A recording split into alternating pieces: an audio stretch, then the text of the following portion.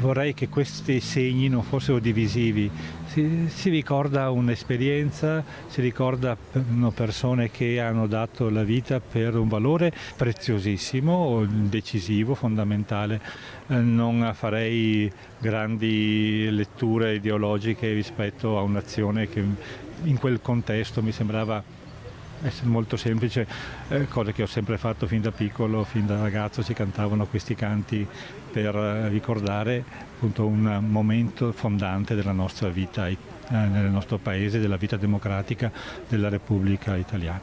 Quindi, La Ciao di per sé, quindi non è una canzone divisiva. non dovrebbe essere, poi è chiaro che possiamo interpretare i gesti e le parole in tanti modi, ma cerchiamo di andare al di là delle contrapposizioni, vedere che ci sono intenzioni di superamento, non facciamo troppa retorica anche da una parte o dall'altra su queste attenzioni.